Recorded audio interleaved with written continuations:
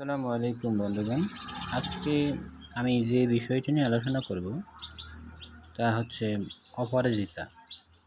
অপরাজিতা ফুল। অপরাজিতা ফুলে রয়েছে anthocyanin, proanthocyanidin এবং কোয়ারসেটিনের মতো একটি অ্যান্টিঅক্সিডেন্ট, যা ত্বকে বার্ধক্যের ছাপ ফেলতে দেয় না। অপরাজিতা ফুল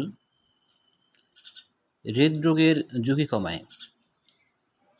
এতে যে পরিমাণ অ্যান্টিঅক্সিডেন্ট রয়েছে তাতে রক্তকে শিথিল করতে সাহায্য করে এবং হৃৎপিণ্ডের ঝুঁকি বহুলাংশে কমিয়ে দেয়। অপরাজিতা ফুল মস্তিষ্কের কার্যকারিতা বাড়াতেও সাহায্য করে।